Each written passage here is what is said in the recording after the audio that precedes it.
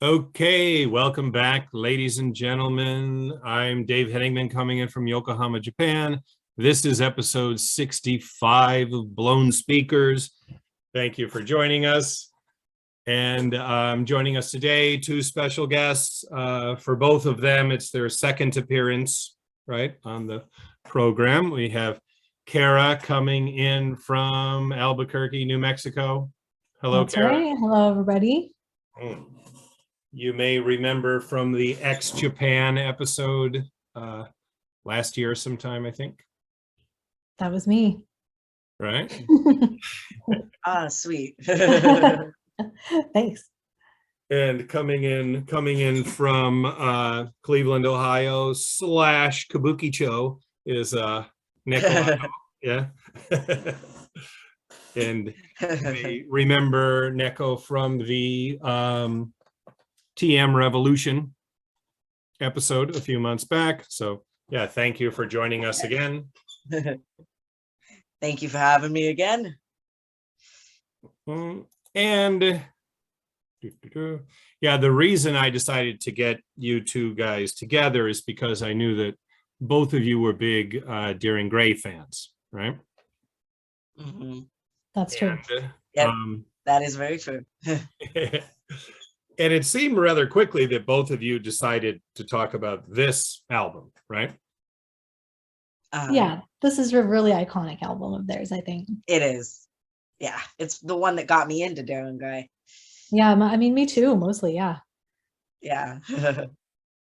All right, so, well, Cara, what's your memory of like the first time you heard this album? And okay, it is, it's really nerdy, of course. So similar to my ex-Japan discovery. So I was at like a friend's house and we heard, or she was watching X 1999 and the ending song was Forever Love.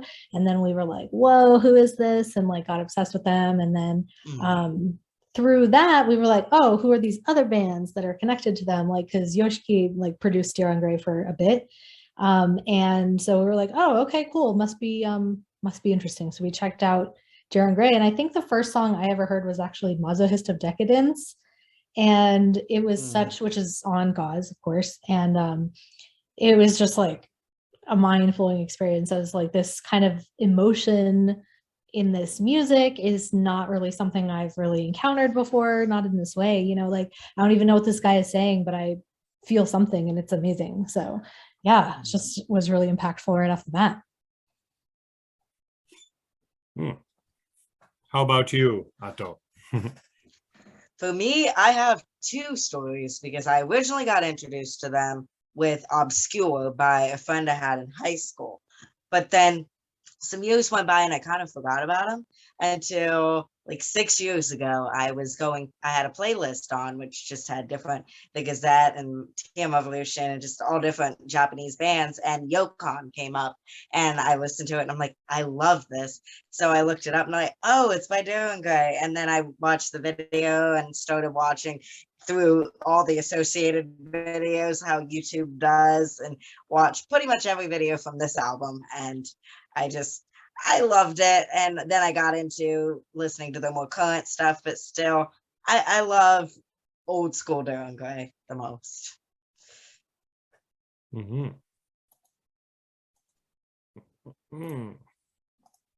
Okay, so yeah, you mentioned old school. So this is 1999, right? So this is it's their first full-length album, right? They had an EP before this. Yep. So as we mentioned, the band came together in February of 97, right? So this episode is also kind of celebrating the 25th anniversary of the band, right? That's awesome. And we had originally planned to do it on the exact day that they got together, but yes, life happened. But yes, here we are. Yeah. And let's see. Oh, I forgot to give Cara a proper introduction, right? Cara Corruption. That is me. Yeah, technically that's me. My real last name, Corruption. Yeah. I love that. Thanks. Corrupting everyone around her. Yeah. Yes. At every turn. Okay. And yes. Let's see. Okay, yeah, I wanted to talk about the album cover because it seems like there are two album covers. Mm. But okay, so had you guys seen this one? I think I'd seen it before, but I didn't really know. I didn't really even notice that it was different. I guess I kind of was just, I don't know. I like the image as well. So it was just like, I don't know. I guess I didn't even notice. Yeah, I saw that one when I was actually buying this. I saw that album cover and I saw this one, and I picked this one because it looked more interesting. So I don't know. And I got confused for a moment because I'm like, is this the same thing? Is it like it's how some artists will release an album that has like extra tracks on it or something and change the cover, but like everything's the same. Okay, all right, just different cover. Yeah, I don't know the story exactly, but I mean, Wikipedia has this one used as the corresponding image, and then they have this one as an alternate cover, right? Yeah. But I've noticed that most sites seem to use this one as the cover, even though it was released later. From what I gather, I think it is considered the cover by most people. So. Okay. I might change it for That's the one I have. Yeah. And I think this might even be from Darren Gray's website, I think. So it looks like even they consider it the cover. So yeah, I might change to this when I make the thumbnail. But I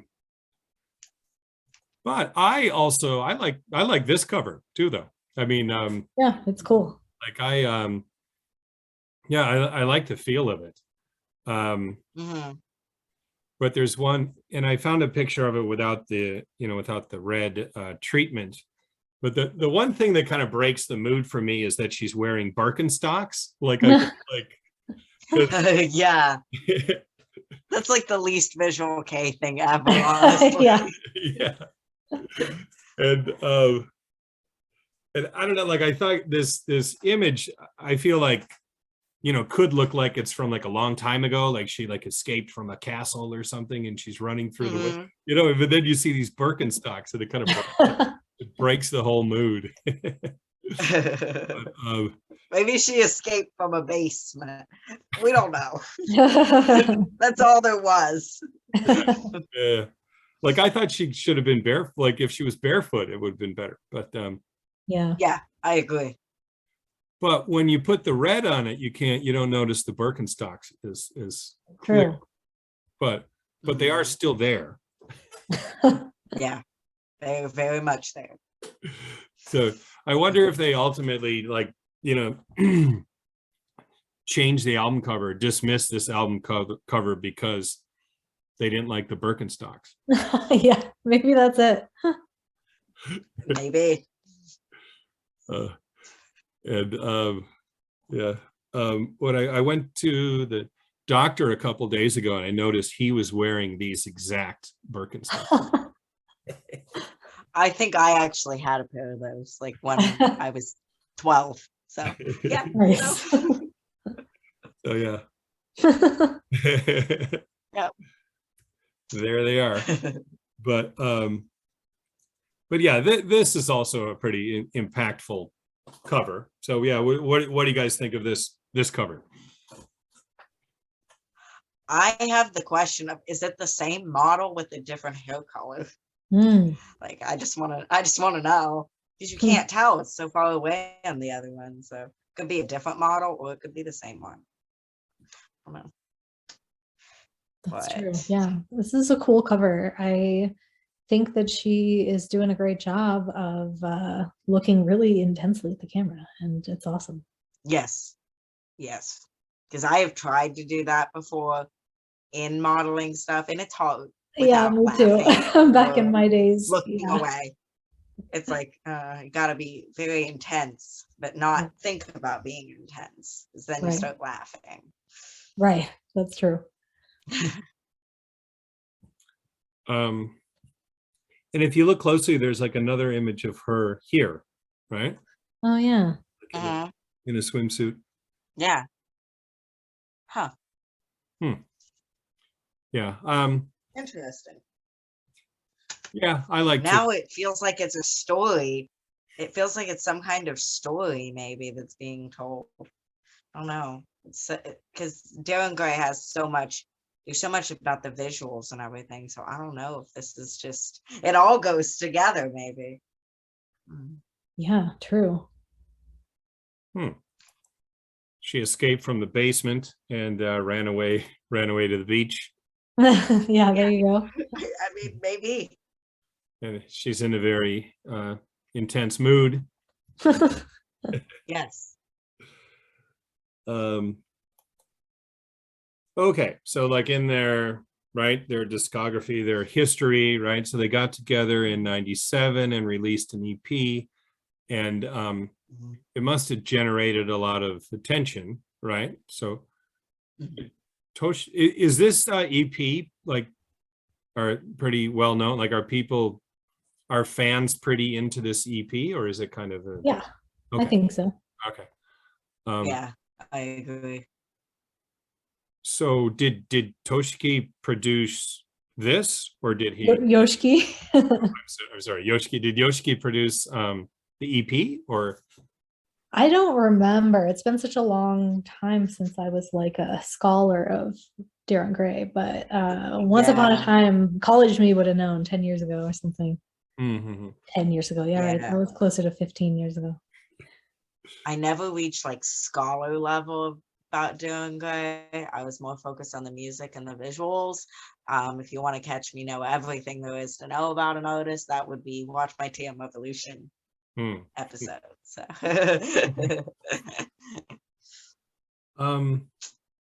So Wikipedia. I feel like keep referring to Wikipedia. It makes me feel yeah. But anyways, Wikipedia refers to Darren Gray as let's see, avant-garde metal, progressive metal, alternative metal, death metal, gothic metal, new metal, right? So they don't even mention Visual K, right? But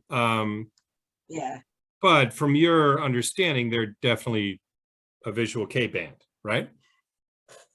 Oh, well, yes, definitely. I mean, they're like one of the main ones I think of when I think of Visual K bands. It's always like X Japan, the Gazette, Darren Gray. Like those are my main. And then like for a lighter image, like On Cafe, the LMC, like those are the ones I always think of. But I do know that Kyo and his music with Darren Gray and with his other band, he has steered a little bit away from the direction of Visual K and more into the heavy metal, dark metal type sound, but the visuals are still always there. And when I saw them live, they definitely was like their appearance was very much Visual K. So that's my take on it. Yeah, I think maybe they think that like a Western audience doesn't have a frame of reference for the term Visual K. But you know, because it was just kind of a niche subculture that people kind of knew about. So maybe that's why they don't list it. And I think, you're right. They kind of started to distance themselves from it a little bit. So I don't know, but yeah, they still kind of. I think for a while there was like a makeup drought. They like didn't wear makeup for a while, and then they went back to it, and it was awesome again. Yeah, so, I don't know. They were always awesome, but I mean, even I love the makeup. So. Yeah, but definitely in this album, when you watch like Rise and Day of Trey, you can see that's like the most Visual K music video like ever. Yeah. So definitely inspired me a lot for my image and what I do with my music. Nice. Thank you. But like, are Japanese heavy metal fans into Darren Gray? Like, are those totally different categories? Like in Japan, like people who would listen to death metal, would they also listen to Darren Gray, or do you think it's bitsu? I think it would depend on what kind of death metal they were into. If they were only into like Western stuff, then maybe not. But a true metal enthusiast, I think, would be into Darren Gray as well as any other metal band. Okay, well, let's see. Let's look at let's look at the members of the band.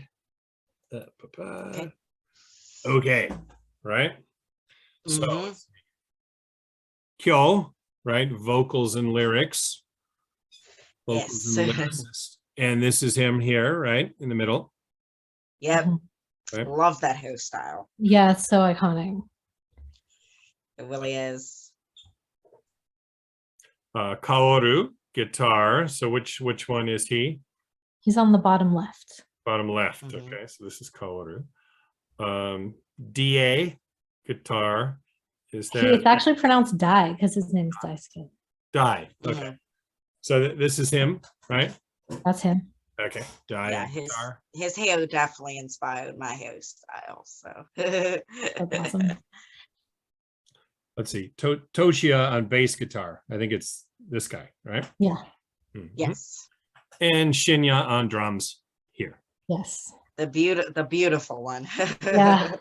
Always so elaborate with the outfits that he wears. Yeah. Mm. So do you have a favorite member of the band, or do you just love the whole band? Oh gosh, I do. I shouldn't have a favorite, but I do have a favorite. My absolute favorite is Kyo. I just think he's amazing. I think he's a short king. I think it's awesome. I think I love the lyrics. I love the vocals. I've loved all of his fashion choices are awesome. The Yeah. makeup's always great. Yeah. Like so cool. And he just like gives an amazing live performance. So Oh he's yeah, just, for yeah, sure. it's like it's an unforgettable performance. It So is. I have It to say is. that he is my favorite. Mine too. Like even my mom, who doesn't even know that much Darren Gray, like she was like, you know what, he was really good live. Like, Oh, I nice. enjoyed myself, and I'm like, yes. And the sounds that Kyo can make goes like beyond like anything. Like how is he able to do that? Like Yeah. when from the screaming to just the unique sounds he puts in his vocals, it's just so, I love it. And once again, he inspires me a lot in the sounds that I try to incorporate in the stuff that I make.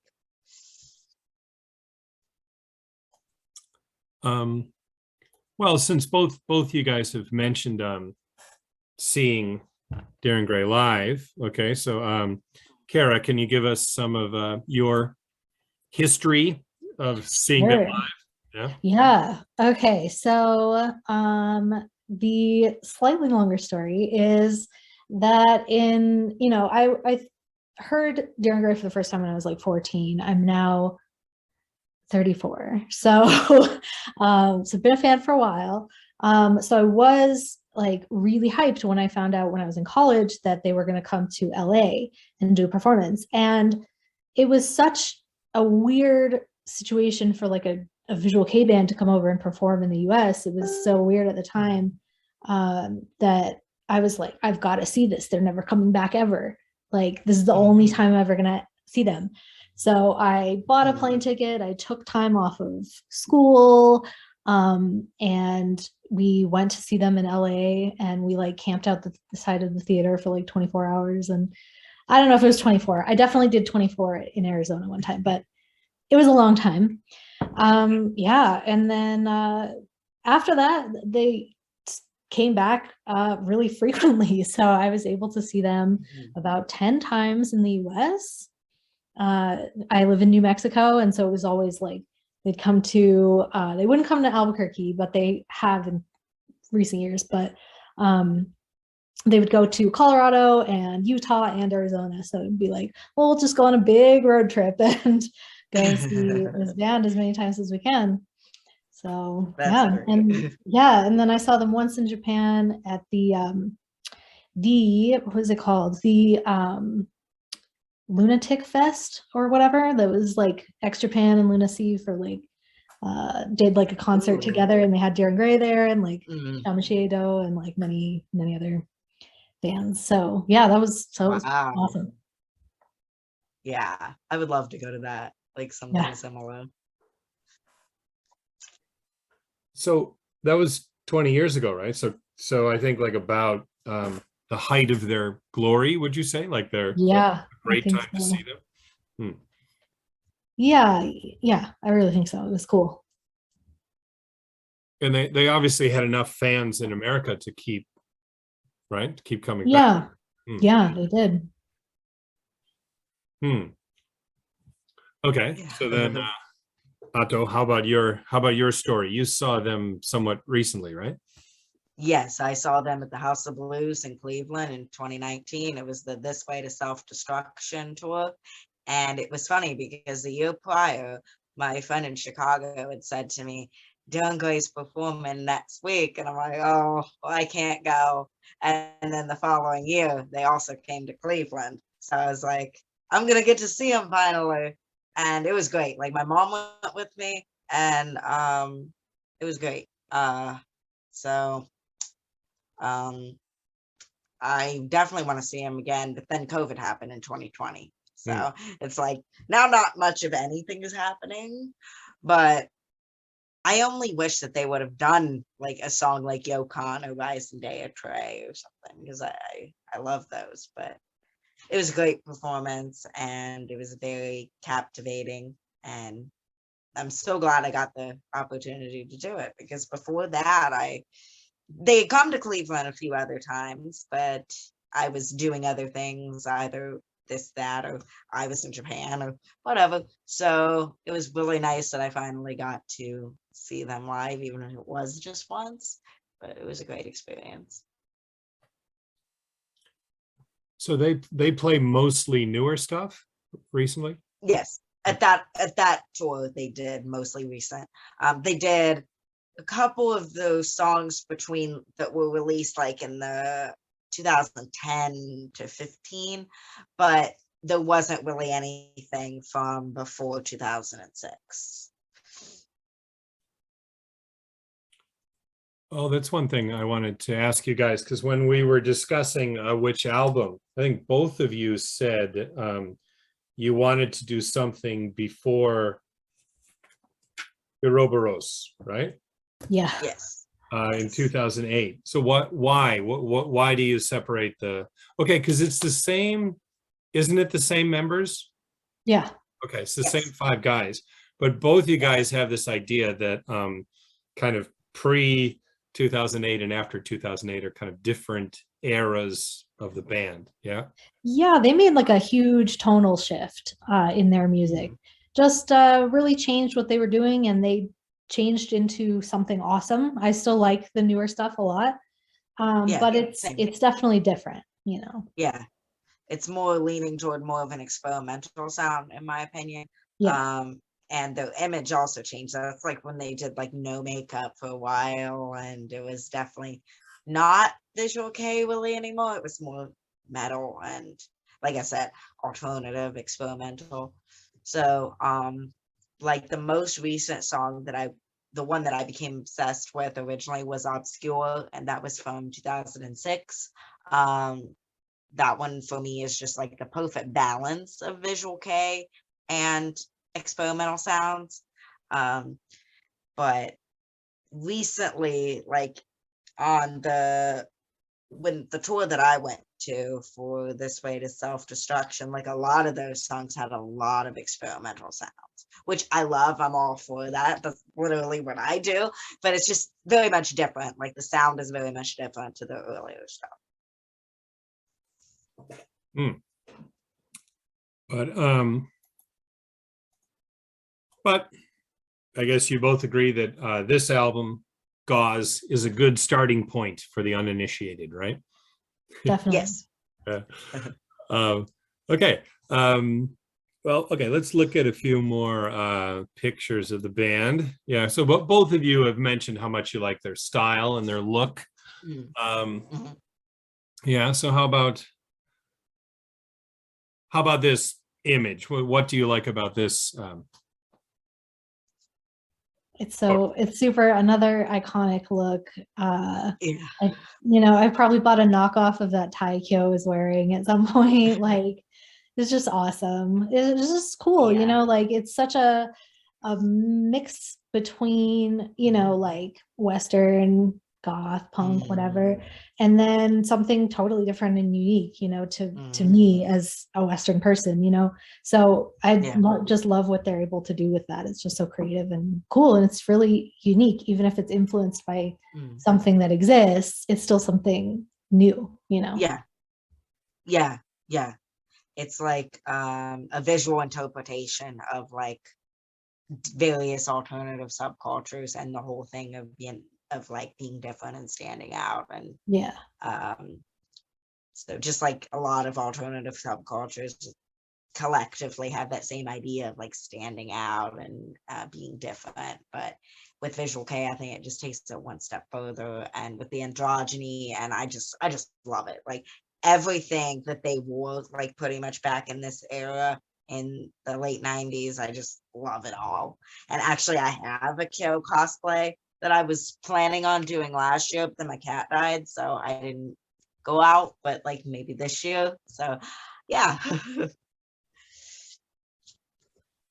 And it also has kind of a kimono vibe to it, right? Like it looks like traditional Japan also. Yeah.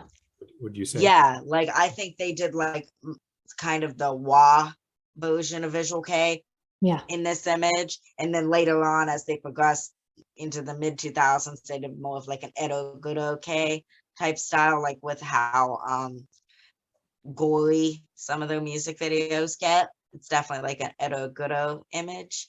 But in the early days, it had a very much of a Wa feeling of traditional Japanese style.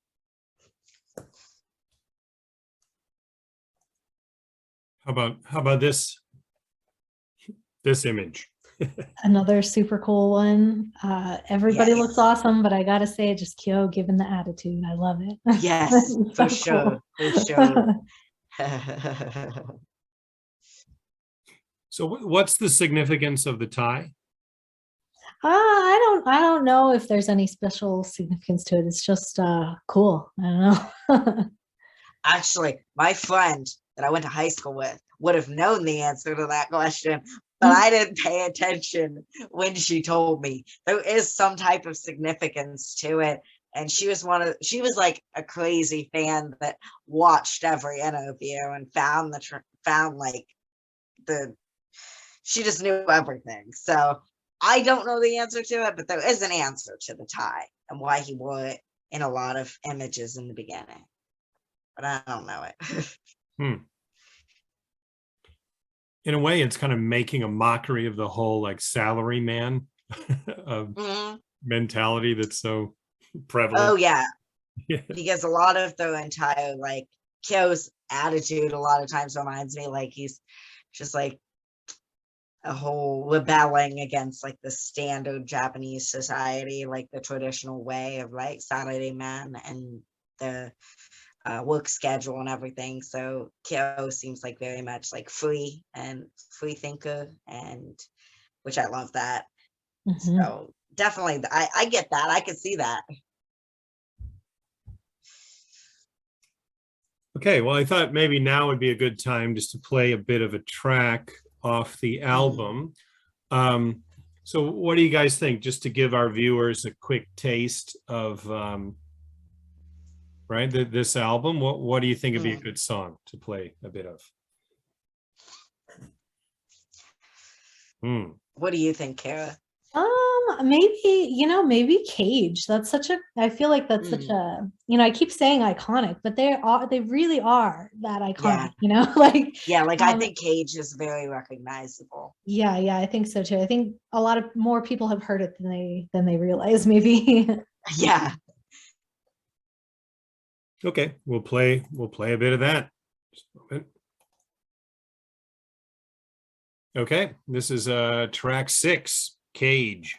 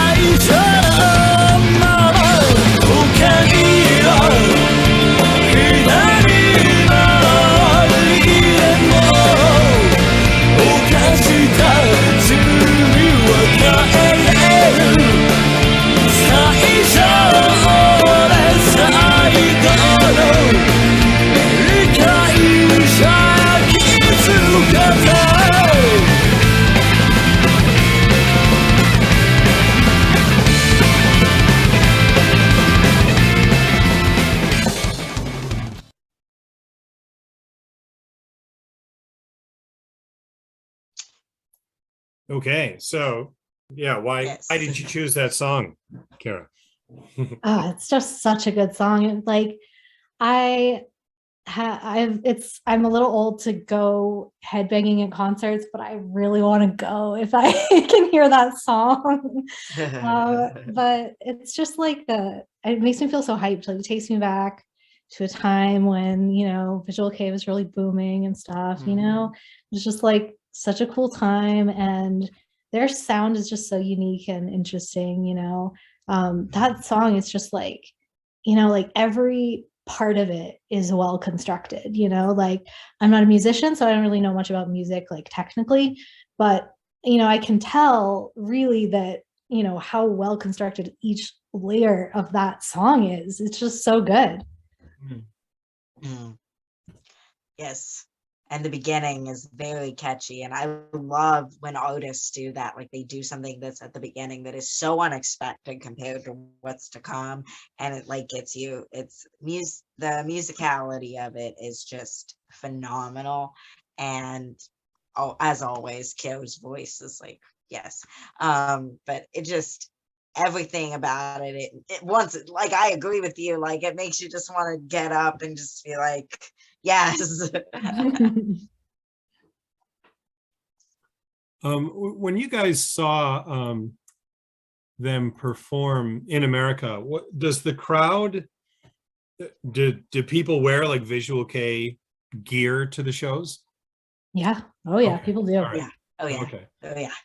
Because I'm sure they would do that in Japan, but in America, like even the recent show you saw at House of Blues, there were a lot of the fans were. Yeah.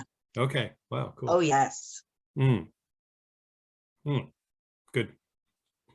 Happy to hear that. Yeah. Mhm. um, Wait, Cara, at one point you mentioned how much you like the lyrics, right? Yeah. Yeah. I love the So lyrics. okay, so when you first heard, I mean, well, obviously they're in Japanese, right? Right. So the first time you heard them, you wouldn't have understood. So you had to make an effort to figure out how did you figure out what they were? Oh yeah. So yeah, that was a big thing, at the time. Just I don't know, like all my favorite songs, I loved them because they sounded amazing and, I could feel, the emotion of the song and stuff. And so I already liked the songs. And then I think eventually I was just like, you know what is this guy saying? Here I am like mouthing my fake Japanese that I don't speak as my 14-year-old self, but trying to get into it. And I'm just like, okay, what's he actually saying?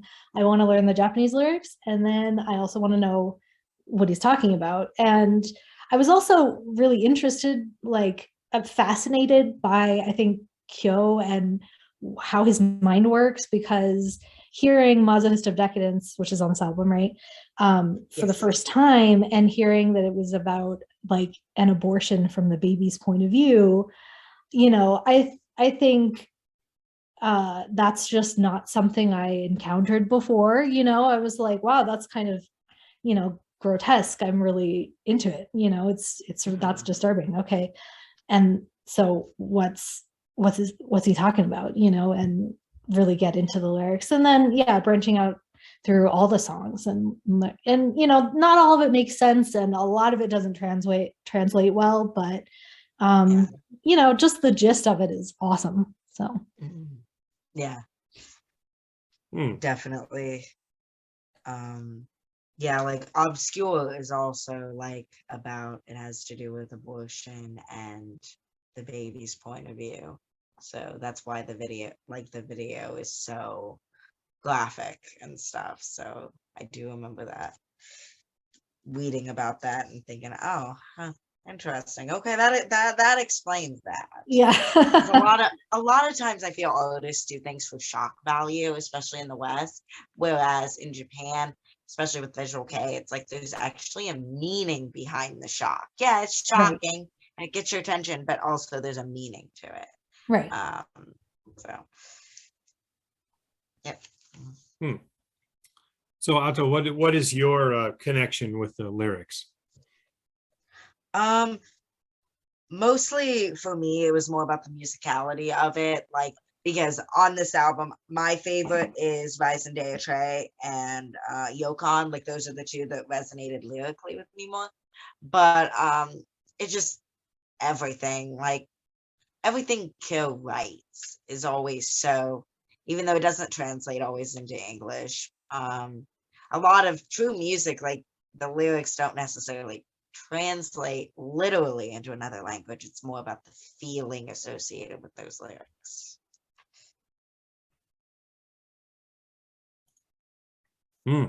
Sure. I mean, I feel that way a lot about a lot of my favorite bands, right? Yeah, like I'll listen to certain Korean music and I'm like, I don't know what it's being said, but I feel it, you know, like I can feel the words. So maybe that's just me. I don't know. No, That's I'm kind of how totally I with you write. on that. 100%. Okay, because I'll write things that make no sense, but if you think about it deeper, it does make sense. Right, right. And that's cool. I think a lot of his lyrics are like that too. And it's like, you know, yeah, it's cool. It's like a puzzle. And I love that. I don't know. It's cool. It's thoughtful. And I just, yeah, sometimes like artists who are really thoughtful about what they make are really inspiring to me. Yes, definitely.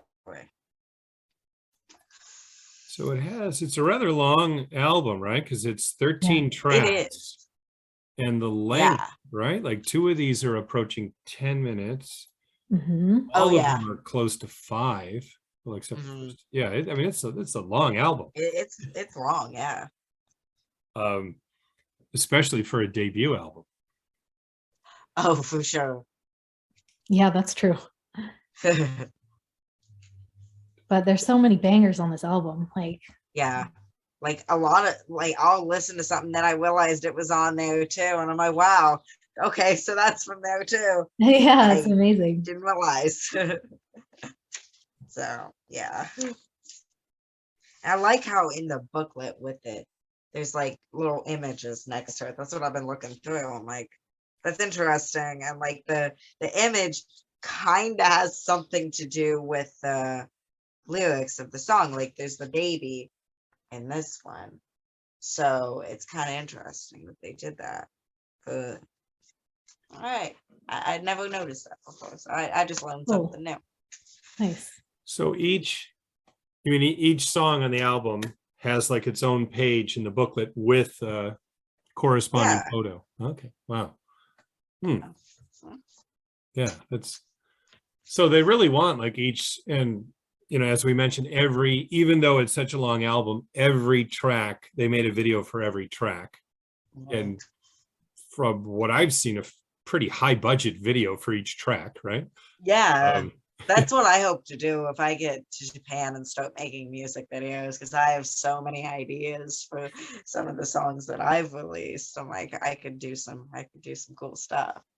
So definitely inspired by like every Darren Gray video ever. Nice. So they totally want each song to have its own kind of visual, right, image to it, or its own visual identity, right? Yeah, down to different, you know, totally unique outfits too. You know, that was always one of my favorite points, because I'm a big fashion and makeup fan. Just that was always like, you know, each one you could tell you knew exactly what song it was just by looking at what they were wearing. So cool. Oh, for sure. Now, when they perform live, do they change costumes that often? Costumes or outfits? Not when I went, he didn't. No. Okay. Yeah, I think I don't know if they would be changing too much, even back, you know, I'm just trying to remember like old concerts, like Japanese concerts I saw on YouTube or whatever. And I don't know, they would wear like their iconic outfit for the whole kind of show, and then, you know, change. A lot of visual K bands seem to do that. They like wear an iconic outfit, and that's like what they wear for the whole show. Whereas when I saw TM Revolution, he had like 3 outfit changes. Wow, so he's kind of known for always going over the top with his clothes, like in a different way, like his change and everything. And but when I watched some live footage of Zan, right? The song Zan. Awesome. And it looked like Kyo was like covered in like mud or so. Like I was wondering if he just did that for that song. He was covered in something like some kind of filth. Yeah. That I Yeah. was just wondering if he did that just for that track or if he performed the whole concert like that. Well, That's a great question. I don't know the answer. I feel like he's super committed to what he does. So I wouldn't be surprised if he performed the whole show like that, but that is Yeah, I wouldn't interesting. be I don't either. know. Because he used to like scratch himself and everything, and there was he would actually bleed, and it's like it's very Yeah. Oh yeah. very different. Not Yeah, I afraid to think get messy. I don't know if this was ever true, but there were rumors that they were like banned from performing in like Florida or something because of the I mean, I blood could believe it. I think bloodshed. they were banned from performing in a couple of Asian countries for sure, Right, due right, to like conservative mentality or whatever. right. But I mean, for safety reasons, the US is kind of like big about like safety regulations Right. and not wanting someone to get hurt or contact with bodily fluids. So maybe they could have been banned from performing somewhere here. Right. It wouldn't surprise me. wait, what was the issue in Japan Florida? seems to be more accepting of craziness. Right. Oh yeah, Dave, the issue was that he was like beating himself up at the microphone and scratching himself, and so he's like bleeding, and sometimes he'd punch himself in the face and he'd start bleeding and he'd spit it out, and you know. Yeah. So I mean, there's a pretty dark side to this band, right?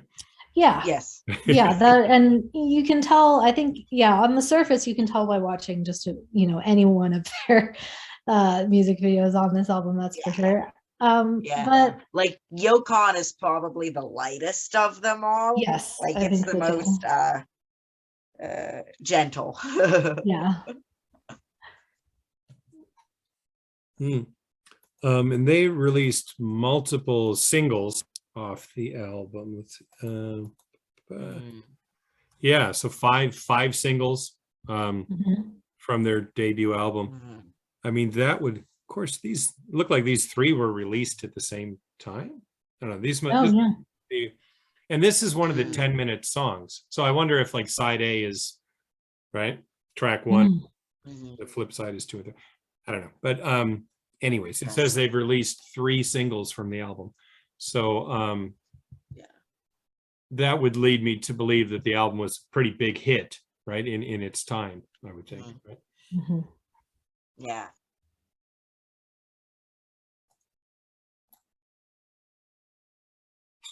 Okay, so we talked a bit about the name of the band, right? Deering Gray. Yes. So I always thought that it had something to do with Oscar Wilde, the picture of Dorian Gray, but apparently no. I thought it was like a Japanese pronunciation of that or something, and that made sense in my mind actually. But no, I think it has nothing to do with that. So yeah, Otto, you had some ideas about that, right? Yes. The first part there is German, and then N is some other European language, and Gray is English. And I read somewhere a long time ago that it had something to do with gray, like where something is a void and emptiness, and then you want to create something or be something from that. So that's what I read, and I don't know how true that is because I didn't write it, and it wasn't from the Dorian Gray members themselves. It was from a fan site, but it's a Japanese fan site, so it might be reliable. That was my take on it. So cool. Cara, did you ever have like a pet theory about what it meant, or were you just going along? No, I never did. I always just I don't know. I always just thought they kind of picked random words. I don't know. From 3 different languages, just words. Yeah. I mean, I could see that too. Kyo just being like, this sounds good. Yeah. I'm using that. Right. That's definitely how I pick my stuff. I'm just like, you know what? This sounds good together. Let's go with it and see what the fans have to say about it. See how they interpret it. Yeah, it has a ring to it, definitely. Okay, so as we mentioned, they made a video track for every song. They made a video for every track on the album, right?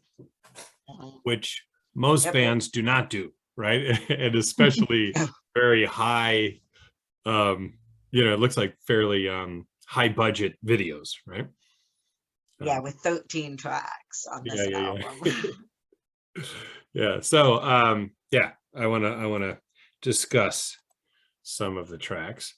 And this is the one, Otto, you said you thought was the I forget what you said, the quintessential or the best visual K music video ever. Yeah, like when you think of visual K, it's like it's this: the outfits, the stylization, the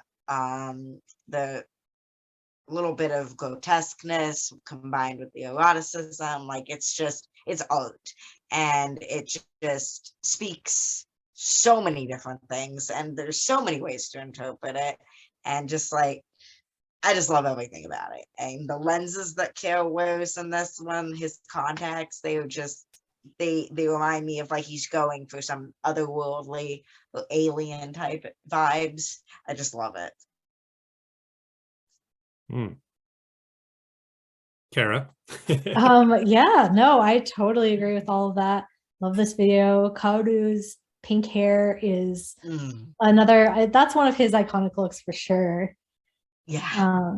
Yeah, love that. Love all of the kinky weird shit that's going on in this video. Oh yeah, just for sure. So awesome. Yeah, just it's great. It's another, definitely an iconic video for sure. And I watched this video on YouTube recently, and it was like uncensored. Like that was just she was just naked, and YouTube was okay with it.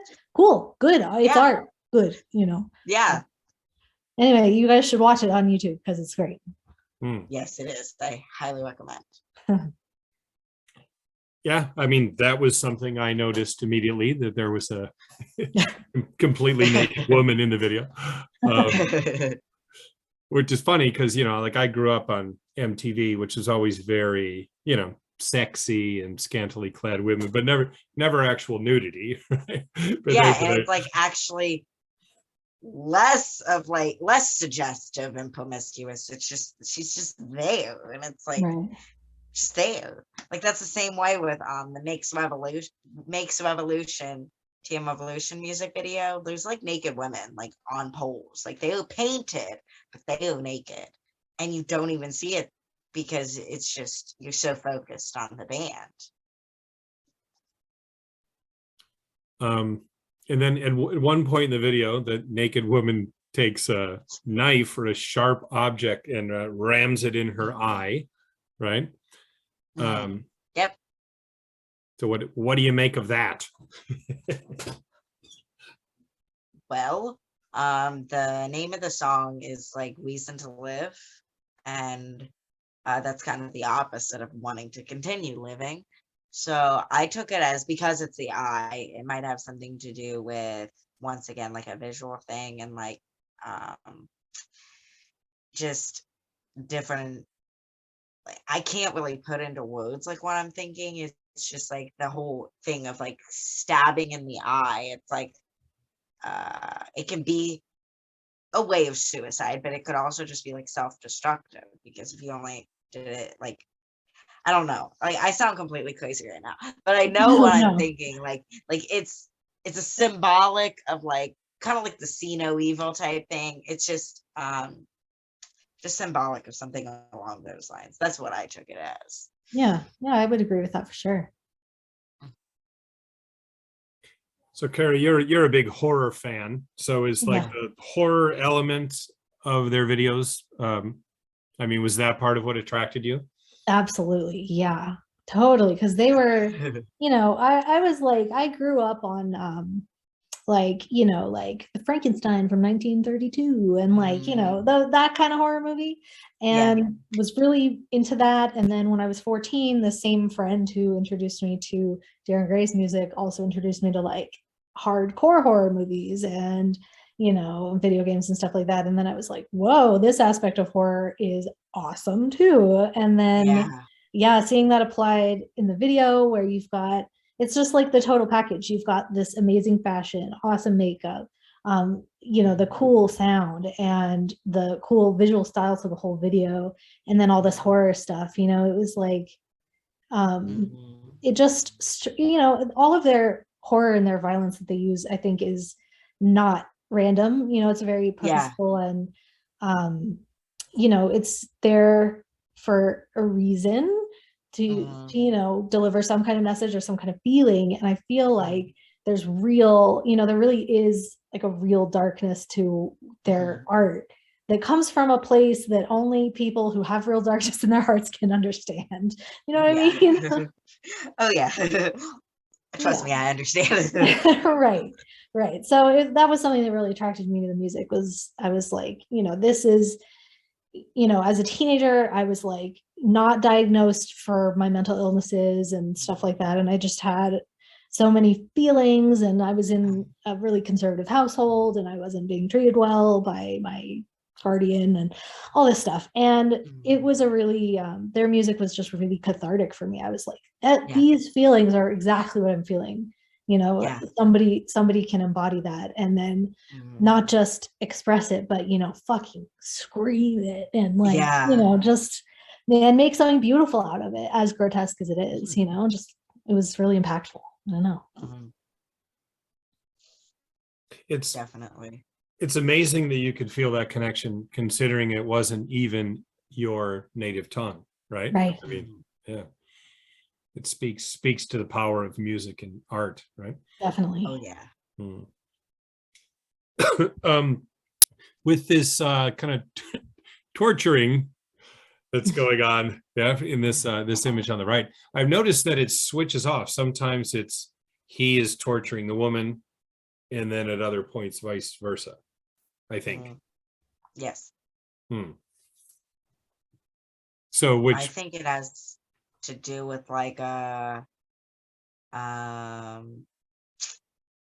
tortured soul type thing, like a conflict with yourself and like maybe with the person that you love. Like how you do things, both sides can do things to hurt each other. You're not even realizing you're hurting each other. You think you love this person, but you actually are causing them harm. Like I think it's some kind of metaphor for something like that, like a tortured soul / inadvertently hurting the person you love. Yeah, I would agree with that for sure. I think there are like a good few songs that Kyo writes about hurting each other, like in a relationship and the dynamics of that. It's really interesting. So might be a motif here. Yeah. So what do you make of this kind of leather studded gas mask cool. type thing? Like I want to wear one of those, like for, you know, you have to wear a mask. Like I want what he's wearing. Yeah. Go into Whole Foods with that. No one would sit next to you on the train, you know? No. There you go. Social distance. Hey, it has double benefits. Yeah. Yeah, and Cage, right? The song we played a bit of. I thought this is a pretty fascinating video. Yeah. What do you guys think? Yeah, this is probably my favorite video from this album. Also because it's probably my favorite song on the album too. But I just love the image of the ballerina with her legs all messed up with the barbed wire and stuff. Just you know, all that represents when you really think deeply about it, because it's definitely means something more than just shock value. And love that. Love you know, love all the S&M shit, the torture that goes on in the video. Awesome. You know, definitely I was as a 14-year-old, I didn't know, I guess I knew I was like definitely not straight, but I wasn't really sure what was going on. But definitely you know, I had seen you know, Priscilla, Queen of the Desert, and I had been exposed to drag before, and I loved it. But that was something, what I loved about drag is something that I found in Visual Kei as well.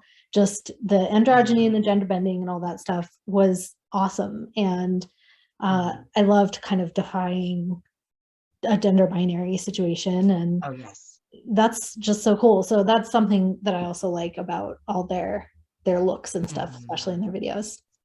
Yeah. Oh, definitely. I agree 100% with that. Like my whole life, like that's been my thing. Like I've always been, anytime I see something that's an androgynous representation, I'm like, yes, I want that one. And I just love it so much. And it's like, to the point where I just want to be like, when people are like, what's your gender? Visual Kei. There you go. That's perfect. I like these kind of wormy. I always thought they were intestines or something. Okay, yeah. Intestine type. Oh yeah, they do definitely look like intestines. But yeah, it's interesting that they actually they use it as a frame in certain scenes. And like here when it's really like wrapped around her. So I guess the story that what's happening here is he's like a mad doctor, right? And he kidnaps her from the forest and does something horrible to her and turns her into some kind of mutant, right? Is that what you guys got from that? Yeah. I wonder if the girl running through the forest on the original album cover has anything to do with this video. Oh, that's a good point. So I don't see any Birkenstocks. Yeah. I don't know. Yeah. But yeah, I think of it as like it's taking something beautiful and making it into something grotesque. But there's also in the grotesque, you can still find beauty. Definitely. There's a line in the song that I can't remember, but yeah, I mean, he talks about, about breaking this girl and stuff like that. And, exploring those feelings of being a sadist and stuff. And so that's really interesting in this video too. It's like a literal representation of like a sadistic breaking. That's fascinating. Okay, yeah. That makes a lot of sense. Yeah.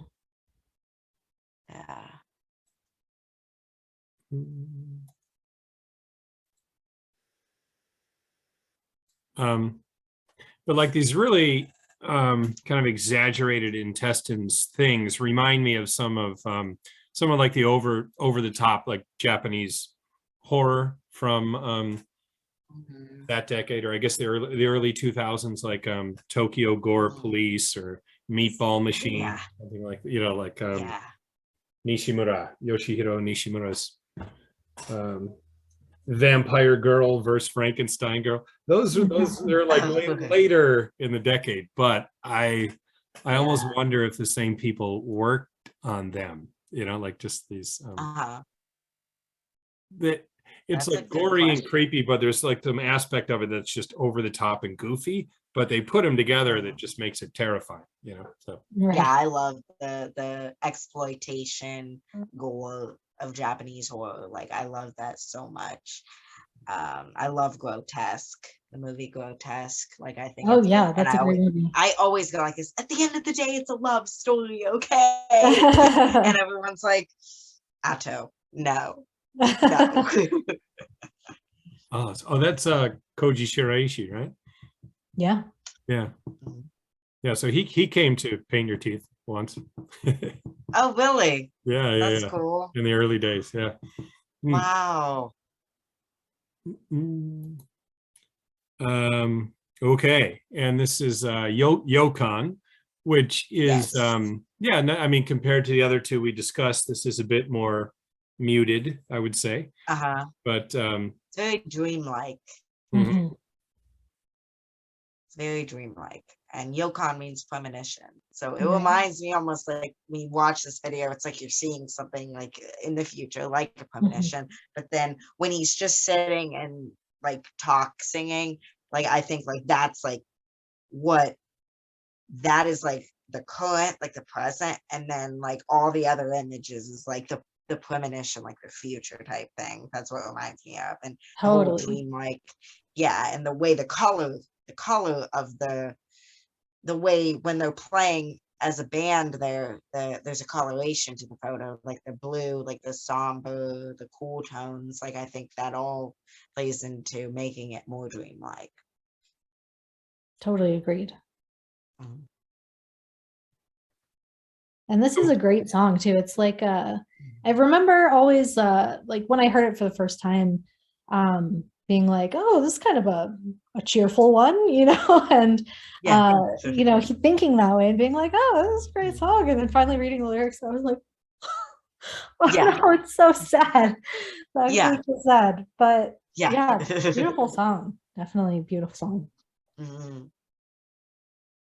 That's so inspirational, like how you take something that's like sad lyrics and then you pair it with upbeat music that's so catchy, and then it's like then you have this surrealism dream-like video that doesn't have any of the gore like the other videos. It doesn't Right. have any of the like S&M elements. It's totally just dream-like and fanciful, and it's like it really is it really makes you think, and definitely it's different. And I love when you combine things that are dark, like the lyrics are dark, but then the visuals are totally just entirely different, and then it's upbeat at the same time. It's like, am I sad, am I confused, am I nostalgic, am I happy, what is going on here? Yeah, Yeah, for sure. it creates a lot of emotions.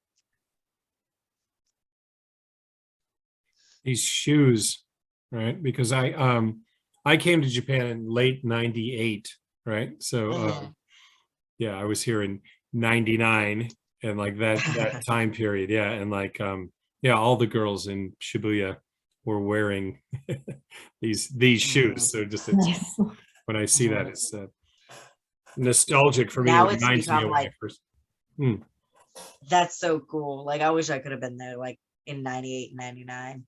But yeah, it's become like more of a staple of like visual K. Like I have several pairs of those kind of shoes. Like I love that stuff. Like I had a pair too, for sure. it's like my signature look, I guess. Nice.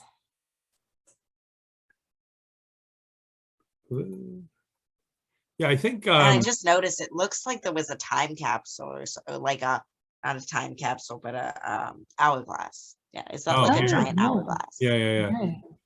Those are giant hourglasses. Okay, yeah, it's all very dreamlike and um informative of like the future. Yeah. That's what I get out of this one. I mean, I was expecting something scary to happen, right? But based on the other two videos, I'm like Yeah, watching like this, you like, keep oh, waiting for it, waiting for it, waiting for it, and it's like, oh, okay, yeah. all right. So the calm before more of the storm. Yeah. It's amazing. And I mean, maybe I'm reaching, but I mean, because it's like this futuristic image, it makes me think of, the first wave of glam rock and David Bowie, right? Mm, And, yeah. Perhaps a tribute to that to some degree. Yeah. Mhm. Definitely. Yeah, I can see that. Mhm. Okay. Zahn. Yeah, I love this one. This one is so fucked up. And Yeah. and it's like the song, when you just hear the song, I remember hearing the song before I saw the video, and I was like, I don't know what he's saying about, but this is unsettling, whatever it is, Yeah. but I'm super here for it, Yeah. love the crazy, just absolutely out of your mind vibes, like love that. Super relatable. Like just yeah, really well performed song, and Yes. then seeing this video, yeah, it just pairs up. It goes, pretty, I think pretty far, as without having, I don't know. For me, this is like a really disturbing one. I don't know if it's so much more disturbing than the other ones, but it definitely stands out to me a little bit more in that respect. Yeah, it's definitely more graphic with the gore than the other videos on the album. I think I'm not quite sure if it's reached the same level as Obscure or if those two are Right. like about the same. I don't know. So I would say Obscure, yeah, yeah, is maybe doing it, going farther for sure. Love that Obscure's video. I think that's my favorite Jaren Gray video, by the way. okay. It's almost What um what year is that? So Obscure is Oh, a different Obscure? album. Yeah.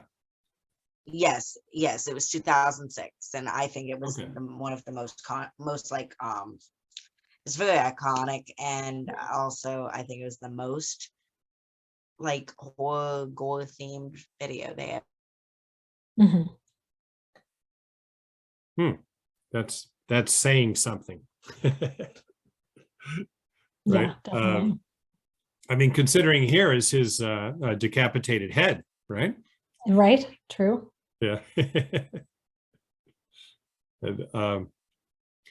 And, the boy, makes me think of Ju-on, right? Which Yeah. was out at about that time. So, Right. Get those but- vibes too. like watching it did Oh make, yeah, definitely. yeah, their videos make me think of, like a lot of the Japanese horror I like from that time. Yeah. Mhm. Mm. Yeah, and I love like the sludge and like the pool of sludge and nasty slime shit, whatever it is. I don't know. It's just nasty and really memorable. So cool. Mm. Yeah.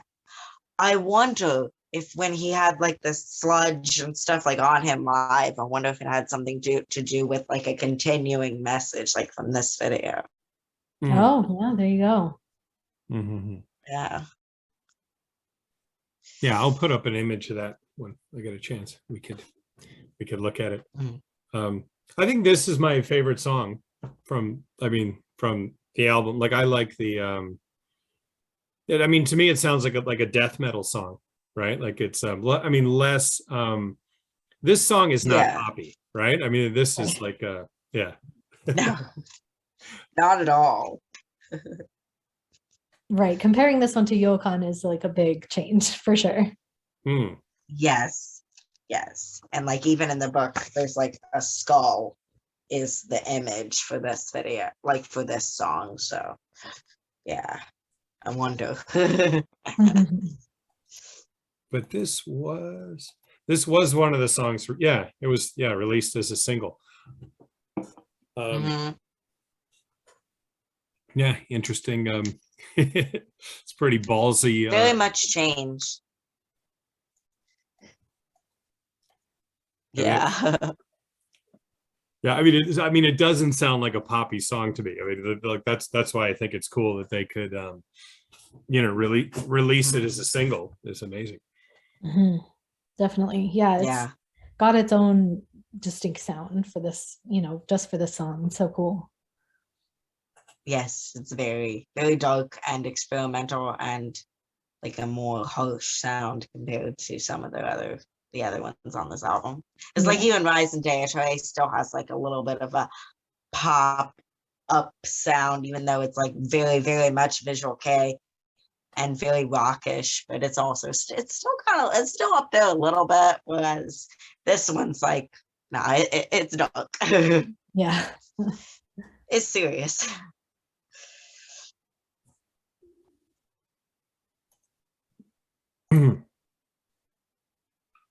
Okay, well, yeah, thank you for joining us again, Cara Corruption. Thank you, Thank you. Thank you for having me. and Nekoato. Thank you for joining us again. Yeah, it was really great to hear your guys' thoughts on this album, this landmark album, and Yeah. and okay, you've decided which song you'd like to play going out.